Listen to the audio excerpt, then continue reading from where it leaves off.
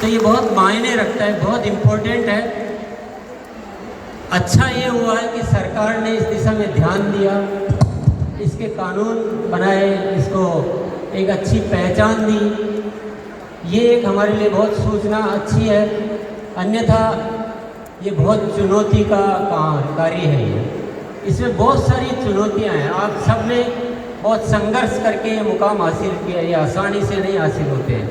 बहुत सारी संस्थाएं इसमें कार्य शुरू करती है, पर कुछ ही होती है जो आगे बढ़ पाती है।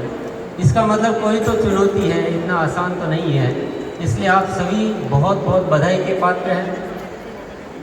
मैं बस एक निवेदन आप सभी से करना चाहूँगा। यहाँ पर बहुत सारे हमारे जो भी डायरेक्ट सेलर्स आए और उन्होंने कुछ अपनी उपलब्धियों की बात की कि मैंने ये इसमें हासिल किया। मैं एक ही अनुरोध करना चाहूँगा, ये डायरेक्ट सेलिंग में जो उपलब्धियाँ हैं ये बाई प्रोडक्ट है, ये अपने आप आएगी। इसकी ज़्यादा आपको फिक्र करने की और जिक्र करने की कोई ज़रूरत नहीं है। थोड़ा इससे ऊपर आइए। फिर देश के बारे में कौन सोचेगा? देश की जिम्मेदारी लीजिए, समाज की जिम्मेदारी लीजिए। ये जो उपलब्धियां हैं अपने आप आती रहेगी, बहुत आएगी, बहुत बड़ी बड़ी आएगी। लेकिन सबसे बड़ी जरूरत है इस देश का विकास करने की। इस देश की बहुत सारी समस्याओं को हम अपने माध्यम से दूर करें, स्वास्थ्य को अच्छा करें, आपस के प्रेम भाईचारा को ठीक करें। इतनी जो नफरतें, इतनी लड़ाई झगड़े, इतनी जो बातें हो रही इस देश में, उसको ठीक करने का माध्यम है डायरेक्ट सेलिंग। जब इससे इतना बड़ा किया जा सकता है तो हम छोटी चीज़ों में क्यों इतना मशगूल हो जाते हैं? तो मैं सब आप सबसे क्योंकि एकत्रित हुए तो आज उस विषय पे बात करने का मौका है। इससे सब कुछ किया जा सकता है।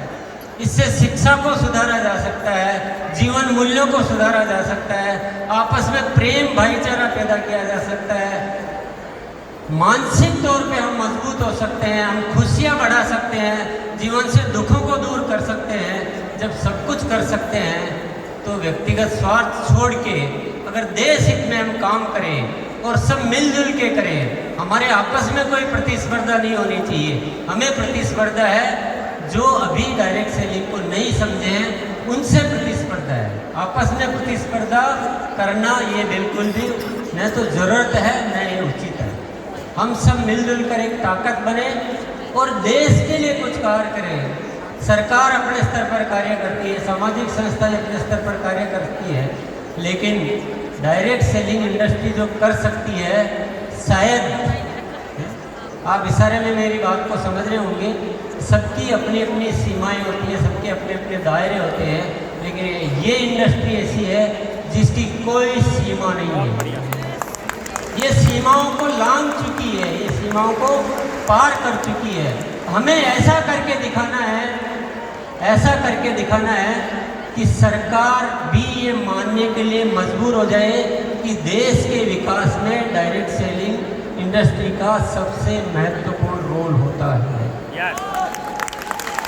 अपनी नीतियां बनाते समय हमें भी याद किया जाए,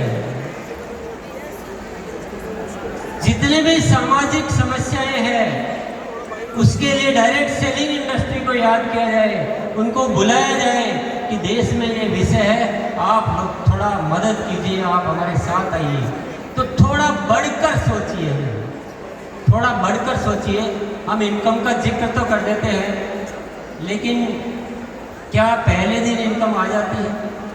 क्या सबको आ जाती है? इन सच्चाइयों को छिपाने की कहीं जरूरत नहीं है। जो मेहनत करेगा उसको इनकम भी आएगी, जो नहीं करेगा उसको नहीं आएगी। किसी को मिसगाइड कभी नहीं करना चाहिए, ये थोड़ा सा अदरवाइज हो जाता है। और जब हम सामूहिक तौर पे कोई कार्यक्रम करें तो प्लीज़ ये जिक्र तो नहीं किया जाए तो अच्छा है। ये हमारी भी कोई वैल्यूज होनी चाहिए, डायरेक्ट सेलिंग इंडस्ट्री भी की कोई वैल्यूज होनी चाहिए। इनकम अपना पर्सनल आपकी मीटिंग सेमिनार होती है, तब हम जिक्र करें, बहुत अच्छी बात है। जब सामूहिक स्तर पर कोई आयोजन होता है तो हमें कुछ बड़ी बात करनी चाहिए, कुछ ऊपर निकलना चाहिए, कुछ देश की बात करनी चाहिए, कुछ सामाजिक विकास की बात करनी चाहिए।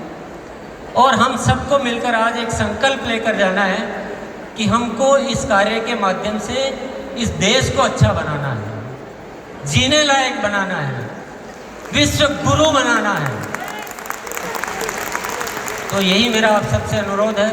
पुनः मैं आप सभी को बहुत बहुत धन्यवाद देता हूँ, आयोजकों को धन्यवाद देता हूँ, मुझे बोलने का मौका दिया उसके लिए मैं बहुत बहुत धन्यवाद देता हूँ। शुक्रिया, नमस्कार, भारत माता की जय।